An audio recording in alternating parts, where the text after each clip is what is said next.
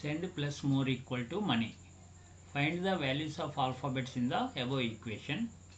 Value of every letter is distinct. Distinct అంటే ఒక లెటర్కి ఒక వాల్యూ కనుక ఉంటే ఆ వాల్యూ అనేది వేరే లెటర్కి రిపీట్ కాదు. బిట్వీన్ 0 అండ్ 9 ఆ వాల్యూ అనేది 0 నుంచి 9 వరకు ఉంటుంది. ఇక్కడ మనకి ప్రాబ్లంలో సెండ్ అనే ఒక 4 డిజిట్ నెంబర్ని మోర్ అనే ఇంకో 4 డిజిట్ నెంబర్కి యాడ్ చేసినప్పుడు మనీ అని 5 డిజిట్ నెంబర్ వచ్చింది. సో ఇక్కడ ఎం వాల్యూ ఎంత ఉండటానికి ఛాన్స్ ఉందో చూద్దాం. ఏ 4 డిజిట్ నెంబర్ అయినా సరే ఇంకో 4 డిజిట్ నెంబర్కి యాడ్ చేసినప్పుడు మ్యాక్సిమం మనకి 19,998 వరకు మాత్రమే వస్తుంది. ఎందుకంటే 4 డిజిట్ నెంబర్లో లార్జెస్ట్ నెంబర్ 9,999. అదే నెంబర్తో యాడ్ చేస్తే 19,998 వస్తుంది. అంటే లెఫ్ట్ మోస్ట్ డిజిట్ 1 వస్తుంది. 1 కంటే దాటదు. సో ఎం వాల్యూ 1 అనే తీసుకోవచ్చు. ఇక్కడ మీకు సొల్యూషన్ ఎక్స్ప్లెయిన్ చేయడానికి దీన్ని ఫస్ట్ కాలం అని తీసుకుంటున్నాను, దీన్ని సెకండ్ కాలం, దీన్ని థర్డ్ కాలం, దీన్ని ఫోర్త్ కాలం అని తీసుకుంటున్నాను. Suppose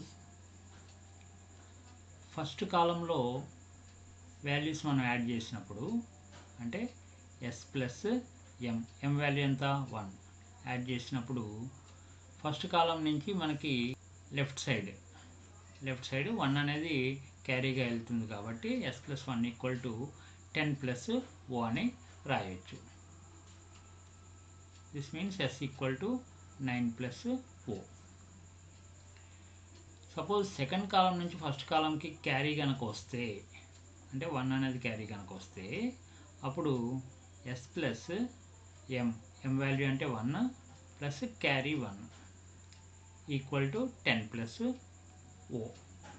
this means S equal to 8 plus O. ఈ పైన ఈక్వేషన్ ఏమో క్యారీ రాకపోతే నో క్యారీ, కింద ఈక్వేషన్ ఏమో క్యారీ కనుక వస్తే ఎక్కడి నుంచి సెకండ్ కాలం నుంచి ఫస్ట్ కాలంకి. ఓకే, ఇక్కడ ఓ వాల్యూ ఎంత ఉండడానికి ఛాన్స్ ఉంది? ఎస్ వాల్యూ మ్యాక్సిమం 9 ఉంటుంది. ఎందుకని మనకి ప్రాబ్లంలో ఆ వాల్యూ అనేది 0 నుంచి 9 వరకే ఉంటుందని చెప్పాడు కదా.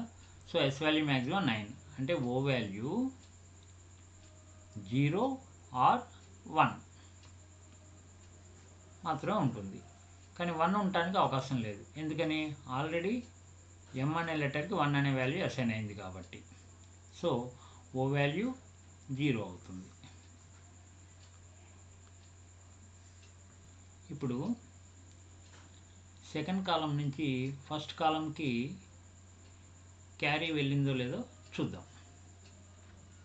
సపోజ్ క్యారీ కనుక వెళ్తే అప్పుడు సెకండ్ కాలంలోనే లెటర్స్ ఈ ప్లస్ ఓ వాల్యూ ఎంత 0 ఈక్వల్ టు క్యారీ వెళ్ళింది కాబట్టి 10 ప్లస్ ఎన్ అవుతుంది.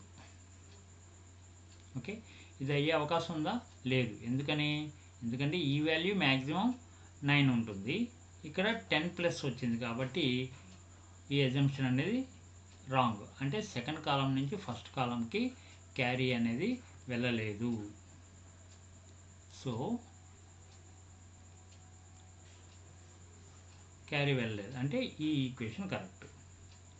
So S equal 9 plus O. O value ఎంత 0 కాబట్టి ఎస్ వాల్యూ ఎంత S equal to 9. S equal to 9.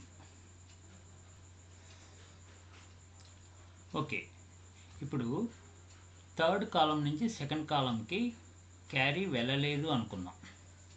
అప్పుడు ఈ ప్లస్ ఓ అంటే 0, క్యారీ వెళ్ళలేదు కాబట్టి 0 ఈక్వల్ టు ఎన్ అవుతుంది. సో ఇది అయ్యే అవకాశం లేదు. ఎందుకని ఈ ఈక్వేషన్ కనుక కరెక్ట్ అయితే ఈ ఈక్వల్ టు ఎన్ అంటే 2 లెటర్స్ ఈక్వల్ అనేసి. సో అది మన ఎజంప్షన్ ఏంటి? థర్డ్ కాలం నుంచి సెకండ్ కాలంకి క్యారీ వెళ్ళలేదు అని ఎజంప్షన్ తీసుకున్నాం కాబట్టి ఆ assumption wrong. So third column నుంచి సెకండ్ కాలంకి క్యారీ వెళ్ళింది అంటే 1. సో ఇప్పుడు ఈ ప్లస్ ఓ వాల్యూ 0 క్యారీ వెళ్ళింది కాబట్టి 1 equal to n.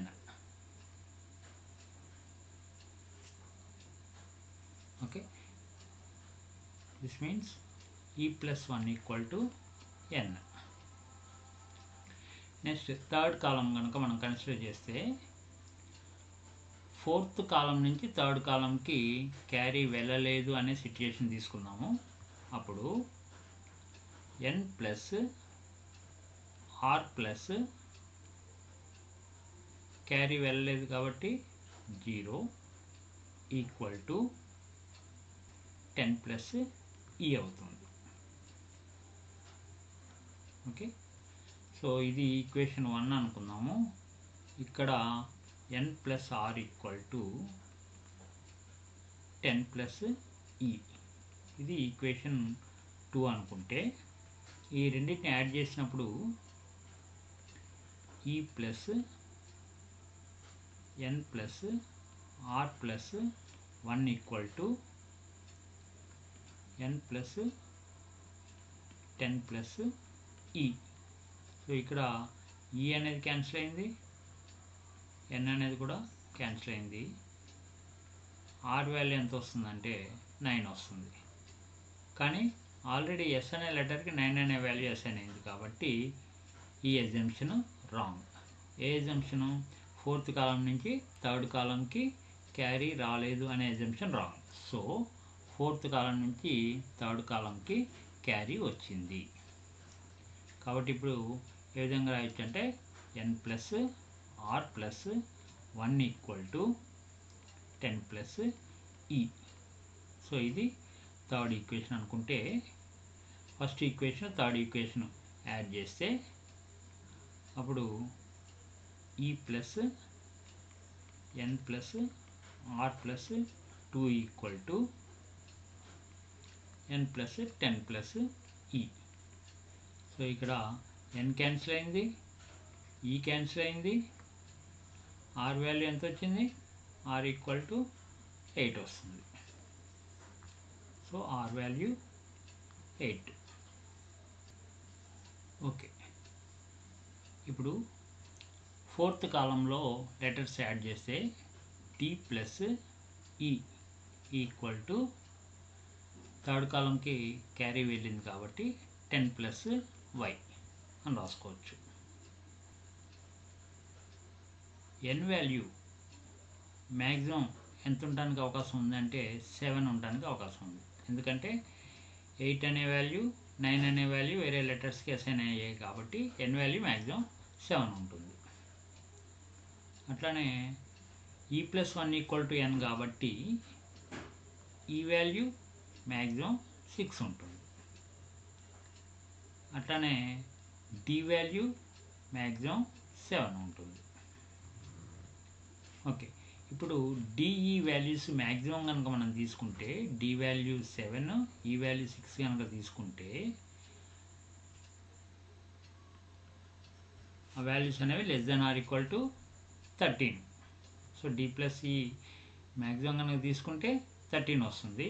Suppose D value 7, ఈ వాల్యూ 6 కనుక తీసుకుంటే ఈ ప్లస్ 1 ఈక్వల్ టు ఎన్ కాబట్టి అప్పుడు ఎన్ వాల్యూ ఏమవుతుంది? ఈ ప్లస్ 1 అంటే 6 ప్లస్ 1 అంటే 7 అవుతుంది. సో ఎన్ వాల్యూ 7, డి వాల్యూ కూడా 7 ఉండే అవకాశం లేదు. అంటే సేమ్ నెంబరు మల్టిపుల్ లెటర్స్కి రాకూడదు. కాబట్టి డి ప్లస్ ఈ less than r equal to 13 అని మనం తీసుకోకూడదు. డి ప్లస్ ఈ less than r equal to 12 అని తీసుకోవాలి. తర్వాత డి ప్లస్ ఈ వాల్యూ మనకి ఇక్కడ ఎంత ఉంది? 10 ప్లస్ వై అని ఉంది. So 10 plus y less than r equal to 12 అంటే వై వాల్యూ 0 కానీ 1 కానీ 2 కానీ ఉంటుంది. కానీ 0 అనేది ఓ అనే లెటర్కి అసైన్ అయింది, 1 అనే వాల్యూ ఎం అనే లెటర్కి అసైన్ అయింది కాబట్టి వై వాల్యూ కంపల్సరీ 2 అవ్వాల్సిందే. So y equal to 2. So d plus e equal to 10 plus 2 అంటే 12. సో డిఈ వాల్యూస్ మనం ఏం తీసుకోవచ్చు అంటే సపోజ్ 8 to 4 తీసుకోవచ్చా, తీసుకోకూడదు. ఎందుకని 8 అనేది ఆల్రెడీ ఆర్ అనే లెటర్కి అసైన్ అయింది కాబట్టి. 6 తీసుకోవచ్చా, తీసుకోకూడదు. ఎందుకని రెండింటికి సేమ్ వాల్యూస్ ఉండకూడదు. 7 5 తీసుకోవచ్చా, తీసుకోవచ్చు. సో డి వాల్యూ 7, ఈ వాల్యూ 5. ఈ వాల్యూ 5ని ఈ ఈక్వేషన్లో పెడితే ఎన్ వాల్యూ ఎంత వస్తుంది, 5 + 1 అంటే 6 వస్తుంది. So n equal to 6.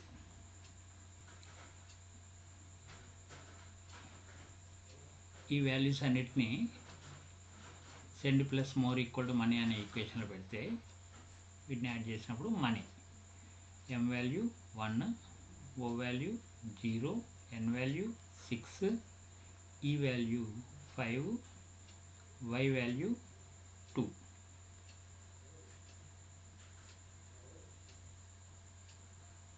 Thank you.